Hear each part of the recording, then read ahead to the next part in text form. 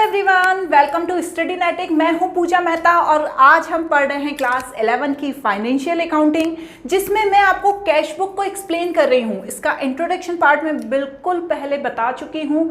यदि नहीं देखा है तो प्लेलिस्ट में चले जाना, वहां पर देख लेना। आज यहां पर हम टीएस ग्रेवाल की न्यू एडिशन की बुक 2024 के एक्सरसाइज के सॉल्यूशंस कर रहे हैं। वैसे तो देखिए बच्चों, ज़्यादा चेंजेस नहीं है। यदि आपके पास पुरानी भी बुक है तो कोई बात नहीं, आप उससे भी पढ़ाई कर सकते हैं। एक दो क्वेश्चन चेंज होते हैं या नए ऐड होते हैं तो वो मैं आपको बता ही दूंगी। तो स्टार्ट करते हैं, लेकिन चैनल को सब्सक्राइब करना बिल्कुल नहीं भूलना। चैनल को सब्सक्राइब जरूर करना और मुझे मोटिवेट करना कि मैं और वीडियोस बनाऊं। यदि कोई भी डाउट हो तो कमेंट में पूछ लेना। तो चलो बिना देरी के स्टार्ट करते हैं क्वेश्चन नंबर 9 से। क्यों? क्योंकि इसके पहले के क्वेश्चंस तो हम कर चुके हैं, तो अभी हमें करने हैं क्वेश्चन नंबर 9 से। तो लेट्स स्टार्ट। देखो क्वेश्चन नंबर 9 में क्या है। Enter the following transaction to 2 column cash book Reena and find cash and bank balance. तो देखो यहाँ पर सारे ट्रांजेक्शंस दिए हुए हैं और बनाना क्या है, 2 कॉलम कैश बुक, मतलब कैश एंड बैंक का कॉलम बनाना है। इसमें से आपको ये पहचानना है कि कौन से कैश के ट्रांजेक्शन है, कौन से बैंक के ट्रांजेक्शन है। साथ ही साथ ये भी पहचानना है कि ये कौन से ट्रांजेक्शन ऐसे हैं जिन्हें स्किप करना है या क्रेडिट ट्रांजेक्शन है उन्हें नहीं लिखना है।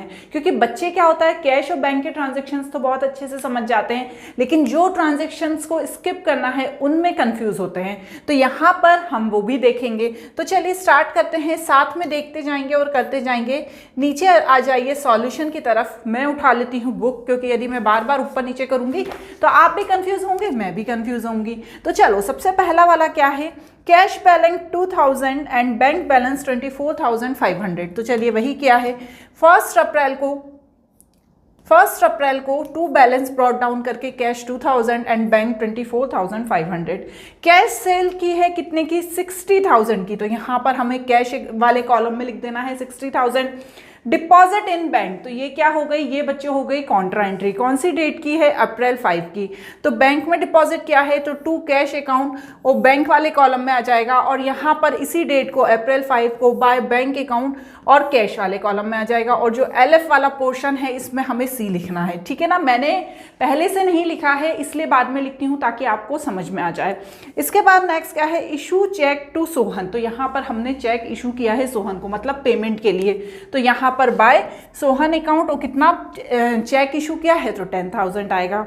उसके बाद क्या है, received cheque from national insurance company limited against claim lodge last year. ठीक है, अभी हमने कभी इंश्योरेंस पर क्लेम किया होगा, वहां से हमें चेक रिसीव हुआ है, ठीक है ना। कितने का चेक रिसीव हुआ है, 19,800 का। तो मुझे क्या करना है, ये 19,000 का रिसीव हुआ है तो 2 नेशनल इंश्योरेंस करके 19,800 लिखना है। 14 अप्रैल की क्या एंट्री है, sold goods to Neeraj 25,000, received cheque 10,000, sorry received cash 10,000 and the balance by cheque, जो बाकी बचा हुआ था वो चेक के द्वारा प्राप्त होगा। उसके बाद अलाउ हिम डिस्काउंट 500। तो देखो बच्चों ध्यान से देखना इस क्वेश्चन को।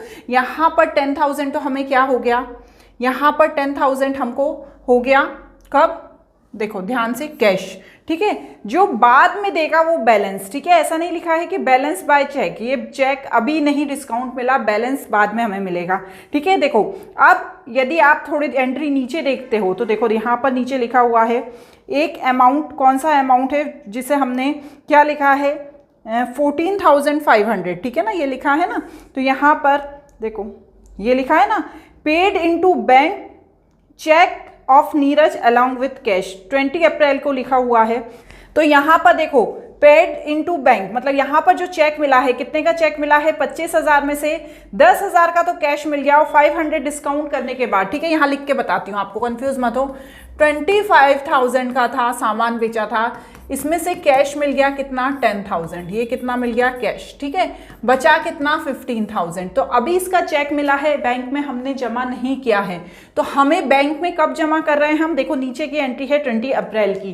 तो अभी हमें इसकी एंट्री नहीं करनी है, यहाँ पर इसकी रिकॉर्डिंग नहीं करनी है, सिर्फ हमने जो 10,000 का सामान सेल्स किया है कैश में उसको ही लिखना है, ठीक है। परचेज फर्नीचर बाय चेक, तो यहाँ पर फर्नीचर अकाउंट आ जाएगा, चेक है तो बैंक में आ जाएगा। उसके बाद sold old furniture for cash, हमने पुराना फर्नीचर 10,000 का बेचा तो ओल्ड फर्नीचर आ गया। इसके बाद क्या हुआ, देखो इसके बाद ये एंट्री आ गई अप्रैल 20 की, paid into bank cheque of Neeraj, तो नीरज ऊपर भी है नीचे भी है, तो जो चेक था कितने का, ये 1450 का, 500 हमने इसमें से डिस्काउंट कर दिया माइनस 14,500 का, ठीक है ना। अब आप बोलेंगे मैडम यहाँ पर क्यों माइनस किया है आपने डिस्काउंट, तो देखो बच्चों कैश में भी वो डिस्काउंट हो सकता था लेकिन उन्होंने 10,000 दे दिए, जो डिस्काउंट का अमाउंट है वो चेक में जब देंगे तो उसमें वहां से माइनस कर देंगे, तो हमने उसे माइनस कर दिया, तो बस वो यहाँ पर आ गया 14,500। साथ ही साथ हमने और भी पैसा 2500 रुपये भी जमा किया, तो यहाँ पर हमारे पास 2500 भी आ गया बैंक में। इसके बाद क्या हुआ, paid to Suman by cheque, तो यहाँ पर आपने सुमन को चेक से पेमेंट किया, ठीक है, paid to Suman by cheque. चलो बच्चों अब 20 अप्रैल को एक और एंट्री हुई थी, paid into bank cheque of Neeraj along with 2500, मतलब यहाँ पर नीरज ने जो चेक दिया है वो तो दिया ही है, साथ ही साथ 2500 रुपये के कैश भी बैंक में जमा कराए हैं। तो यहाँ पर देखो बच्चों कॉन्ट्रा एंट्री होगी किस तारीख को, 20 अप्रैल को, किस चीज की, टू कैश अकाउंट 2500 और यहाँ पर सी आ जाएगा, और इसी तरह से यहाँ पर भी होगी 20 अप्रैल को 2500 और यहाँ पर सी आ जाएगा क्योंकि कैश भी उसने बैंक में जमा किया है। तो बच्चों यहाँ पर एक ही ट्रांजैक्शन में दो बातें कही गई हैं, इसलिए आप कंफ्यूज नहीं होना और दोनों ट्रांजैक्शंस को ध्यान से समझना।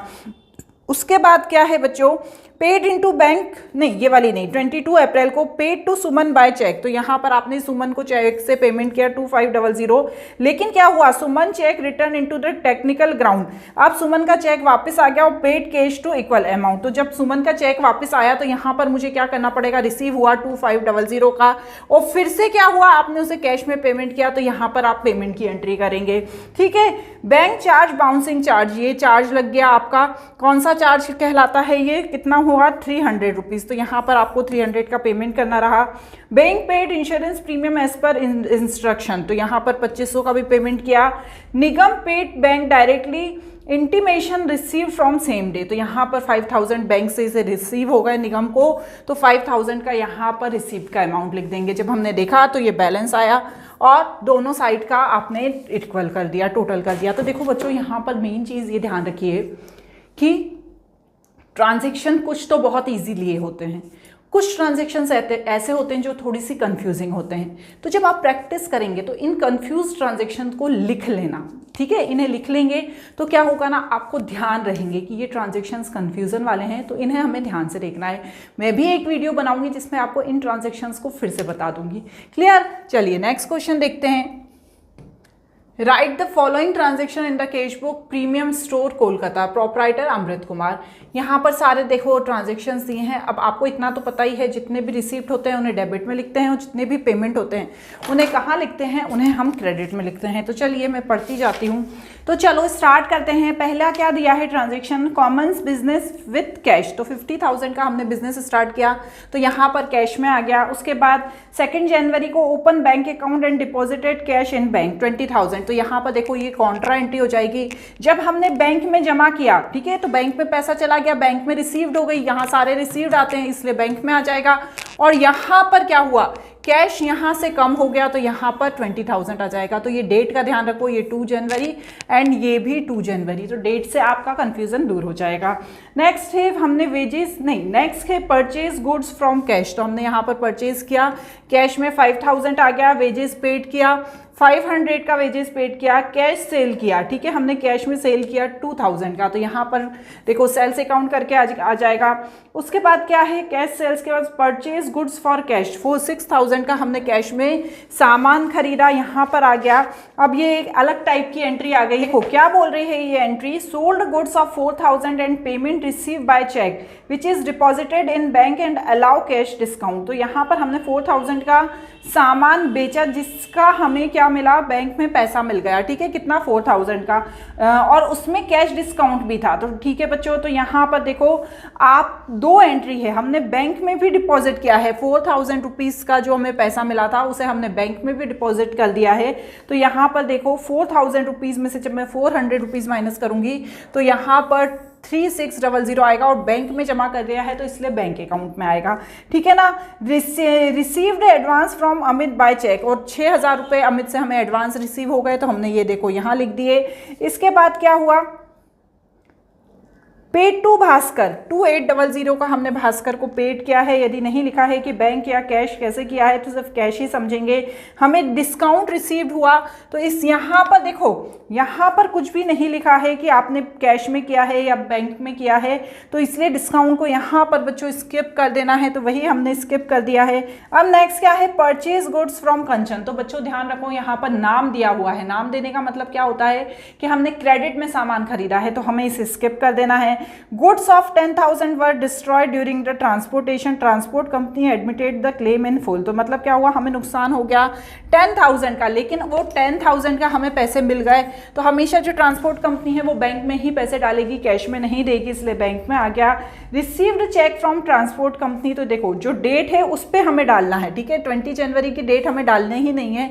जब हमें पैसा मिला है 27 जनवरी का, उसका हमें पैसा लिखना है यहाँ पर। इसके बाद क्या है, विड्रॉ फ्रॉम बैंक, हमने बैंक से पैसा निकाला, तो ये क्या हो गई, हमारी कॉन्ट्रा एंट्री हो गई। तो देखो यहाँ पर भी आ गई और ये 5,000 यहाँ पर भी आ गई। उसके बाद क्या है, issued cheque as advance in the grand machineries. तो 50,000 का हमें क्या मिला है, हमने इशू किया है, सॉरी हमें मिला नहीं, हमने इशू किया है 50,000 का, तो हमें यहाँ पर लिखना है। जब हमने बैलेंस निकाला तो देखा कि यहाँ पर बैंक ओडी हो रहा है, बैंक अकाउंट में 15,400 रुपीज़ का ज़्यादा बैलेंस आ रहा है और कैश का बैलेंस आ रहा है 22,700। तो ये भी हो सकता है, ऐसा नहीं है ज़रूरी कि आपके दोनों तरफ के टोटल का बैलेंस इसी तरफ आए, इस तरफ भी आ सकता है। तो देखिए इस तरह का भी आपको क्वेश्चन करना ज़रूरी होता है। तो ठीक है, इसके बाद आज इस वीडियो का एक लास्ट क्वेश्चन कर लेते हैं, फिर कल हमारा ये चैप्टर एंड हो जाएगा, ठीक है ना। देखो थोड़ा सा लेंदी है, पर आज हम ये खत्म कर देंगे तो हमारा डबल कॉलम कैश बुक या 2 कॉलम कैश बुक खत्म हो जाएगा। देखो यहाँ पर सारे ट्रांजेक्शन्स दिए हुए हैं, अब हमें नीचे आ जाना है।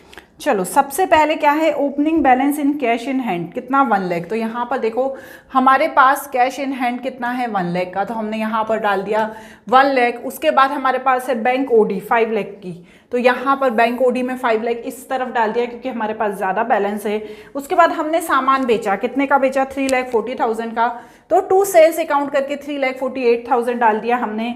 Sold goods against cheque and paid into bank same day, ठीक है। तो यहाँ पर हमने गुड्स बेचा और साथ ही साथ सेम डे हमने इसे बैंक में भी जमा कर दिया।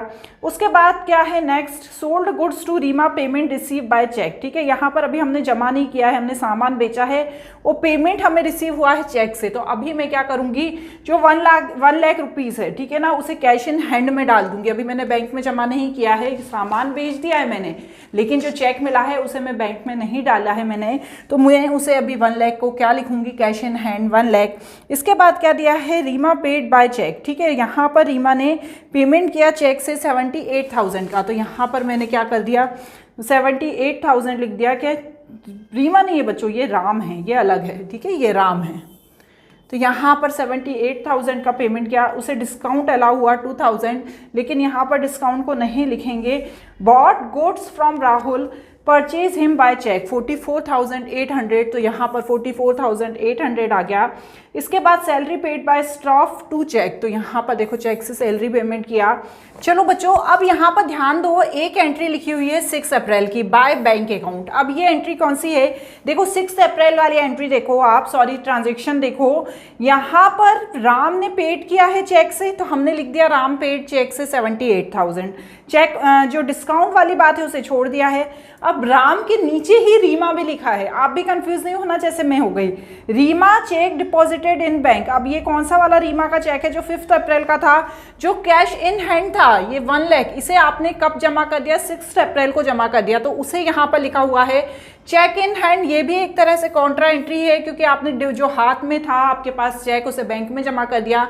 यहाँ सी लिखेंगे और यहाँ भी सी लिखेंगे, तो यहाँ पर देखो ये 6 अप्रैल और ये भी 6 अप्रैल की एंट्री है, ठीक है। सॉरी मतलब हमने जो ट्रांजैक्शन है उसको लिखा हुआ है, ठीक है। इसके बाद क्या है, इसके बाद हमने यहाँ तक तो कर ही लिया था, कहाँ तक 2,20,000 तक, जो हमने सैलरी पेड की थी स्टाफ को। डिपॉजिटेड इन बैंक 3 लाख, तो यहाँ पर देखो बैंक में डिपॉजिट किया है 3 लाख, तो ये भी कॉन्ट्रा एंट्री होगी, तो इसे भी मुझे कॉन्ट्रा एंट्री लिखना है। देखो 2 कैश, बैंक में डिपॉजिट किया है 3 लाख और यहाँ पर भी 3 लाख, क्लियर। इसके बाद क्या है, received a cheque from Suresh and paid to bank, ठीक है। हमें एक चेक रिसीव हुआ और उसे हमने बैंक में जमा कर दिया, तो 1,28,500 यहाँ पर आ गया। देखो जब हमें किसी का नाम दे के लिखा हो कि इससे हमें चेक मिला और हमने बैंक में जमा कर दिया, तो आप उसे कॉन्ट्रा एंट्री नहीं कर देना। क्लियर।